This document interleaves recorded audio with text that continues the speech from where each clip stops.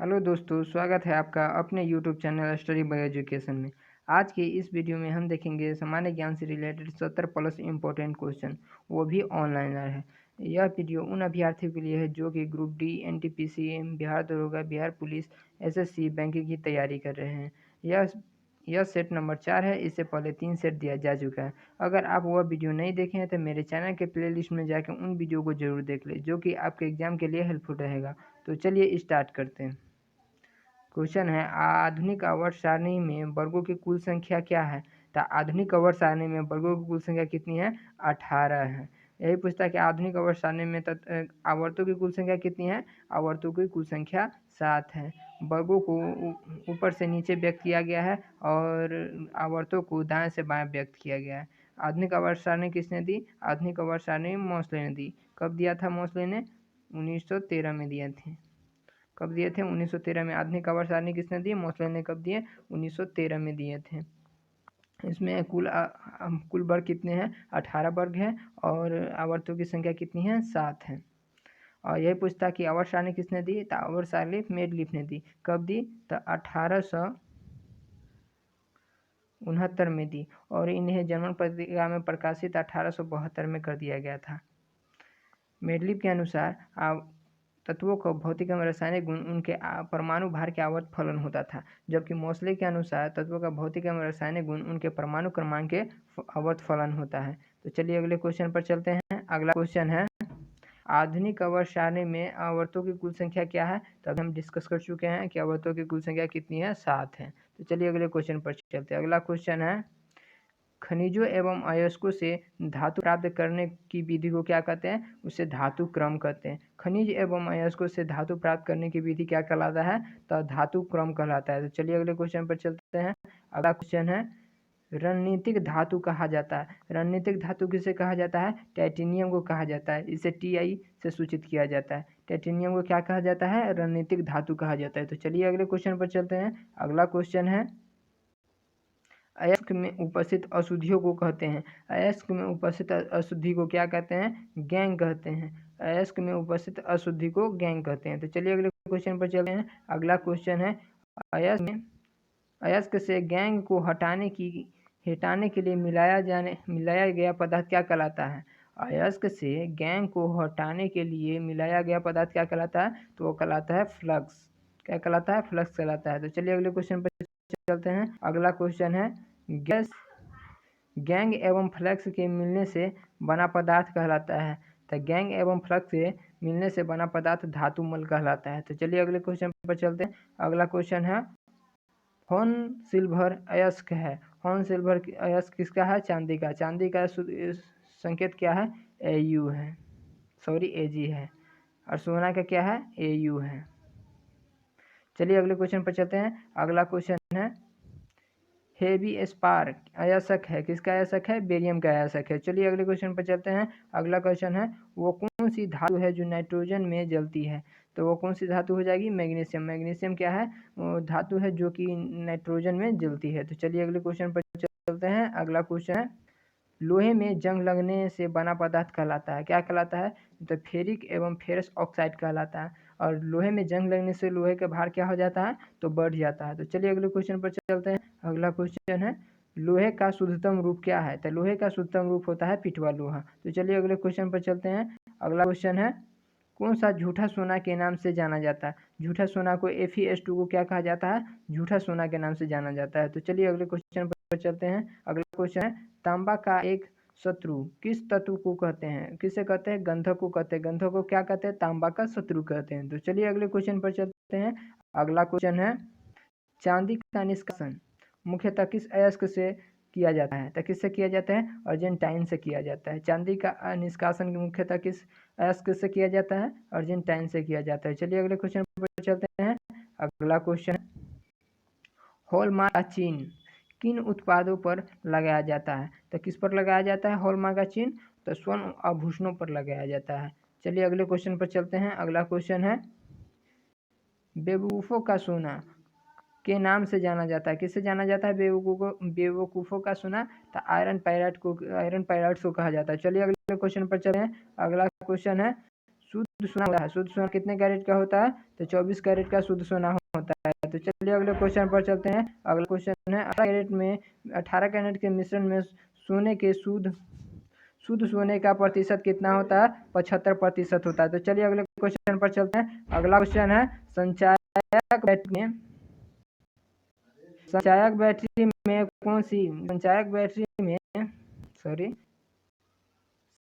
में कौन सी धातु का प्रयोग किया जाता है? किसका प्रयोग किया जाता है? शीशा का प्रयोग किया जाता है। चलिए अगले क्वेश्चन पर चलते हैं। अगला क्वेश्चन है भारत में प्रचुर मात्रा में उपलब्ध नाभिकीय ईंधन क्या है? वो है थोरियम।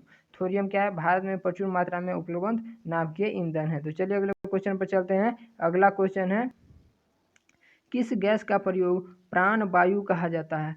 किस गैस को प्राण वायु कहते हैं? तो ऑक्सीजन को क्या कहते हैं? प्राण वायु गैस कहते हैं। चलिए अगले क्वेश्चन पर चलते हैं। अगला क्वेश्चन है रसायनों का सम्राट किससे कहा जाता है? रसायनों का सम्राट कहा जाता है सल्फ्यूरिक अम्ल को क्या कहा जाता है? सल्फ्यूरिक अम्ल को रसायनों का सम्राट कहा जाता है। इसका सूत्र होता है Fe2 H2SO4 होता है। क्या होता है? H2SO4 सल्फ्यूरिक अम्ल को क्या कहते हैं? H2SO4 कहते हैं। चलिए अगले क्वेश्चन पर चलते हैं।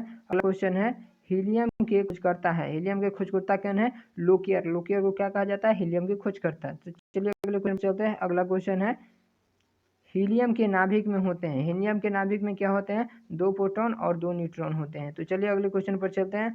अगला क्वेश्चन है गुब्बारे में हाइड्रोजन के स्थान पर हीलियम गैस भरी जाती है क्यों भरा जाता है? तो हाइड्रोजन इससे हल्की होती है। हाइड्रोजन से क्या होती है? हीलियम हल्की होती है। तो चलिए क्वेश्चन पर चलते हैं। अगला क्वेश्चन है पेट्रोल मिश्रण है। पेट्रोल का मिश्रण है हाइड्रोकार्बन का मिश्रण होता है पेट्रोल। तो चलिए अगले क्वेश्चन पर चलते हैं। अगला क्वेश्चन है पेट्रोलियम से प्राप्त होने वाला मोम यानी वैक्स है क्या है? तो पैराफिन मोम है। चलिए अगले क्वेश्चन चलते हैं। अगला क्वेश्चन है टमाटर सॉस में पाया जाता है। टमाटर सॉस में क्या पाया जाता है? एसिटिक अम्ल पाया जाता है। तो चलिए अगले क्वेश्चन पर चलते हैं। अगला क्वेश्चन है स्याही के धब्बे को हटाने के लिए प्रयुक्त होता है। किसका प्रयोग होता है? तो ऑक्जेलिक अम्ल का प्रयोग किस लिए किया जाता है? स्याही को धब्बे से हटाने के लिए किया जाता है। तो चलिए अगले क्वेश्चन पर चलते हैं। अगला क्वेश्चन है मानव गुर्दे से बनने वाला पथरी प्रायः बनी होती है। किसकी बनी होती है? कैल्शियम ऑक्जेलेट की बनी होती है। तो चलिए अगले क्वेश्चन पर चलते हैं। अगला क्वेश्चन है रबर उद्योग में बहुलता से प्रयुक्त होता है। क्या होता है? एनिलीन होता है। तो चलिए अगले क्वेश्चन पर चलते हैं। अगला क्वेश्चन है PVC का तात्पर्य क्या है? तो पॉलीविनाइल क्लोराइड। PVC का पूरा नाम क्या है? पॉलीविनाइल क्लोराइड है। तो चलिए अगले क्वेश्चन पर चलते हैं। अगला क्वेश्चन है रेनकोट बनाया जाता है। रेनकोट किससे बनाया जाता है? पॉलीकार्बोनेट से बनाया जाता है। रेनकोट कैसे बनाया जाता है? पॉलीकार्बोनेट से। तो चलिए अगले क्वेश्चन पर चलते हैं। अगला क्वेश्चन है मानव निर्मित प्रथम प्राकृतिक रेशा था वो क्या था? मानव निर्मित प्रथम प्राकृतिक रेशा रेयॉन है। चलिए अगले क्वेश्चन पर चलते हैं। अगला क्वेश्चन है नायलॉन बनाने के लिए प्रयुक्त कच्चा पदार्थ है क्या है? एटीपिक अम्ल होता है नायलॉन बनाने के लिए। चलिए अगले क्वेश्चन पर चलते हैं। अगला क्वेश्चन है नोबेल का तेल कहा जाता है। नोबेल का तेल किसे कहा जाता है?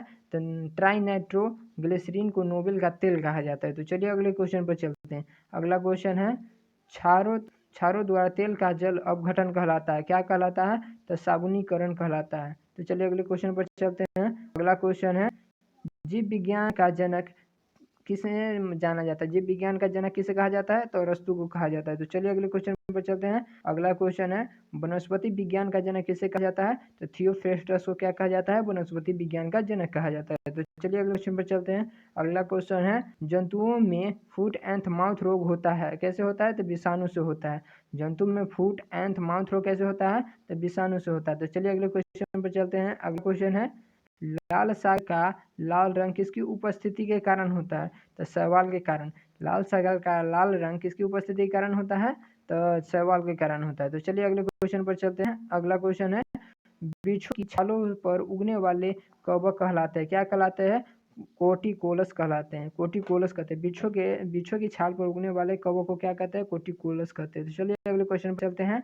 अगला क्वेश्चन है गोबर पर उगने वाले कवक कहलाते हैं। गोबर पर उगने वाले कवक को क्या कहते हैं? कोप्रोफिलिस कहते हैं।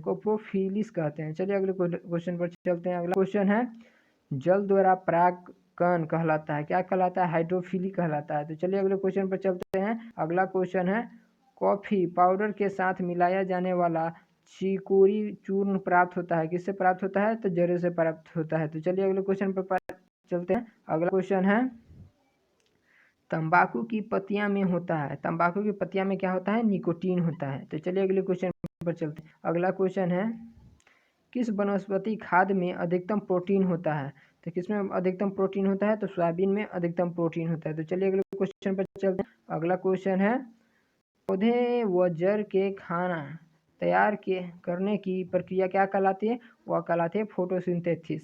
इसे इंग्लिश में क्या कहते हैं, फोटोसिंथेसिस। हिंदी क्या हो जाएगा, प्रकाश संश्लेषण। चलिए अगले क्वेश्चन पे चलते हैं। अगला क्वेश्चन है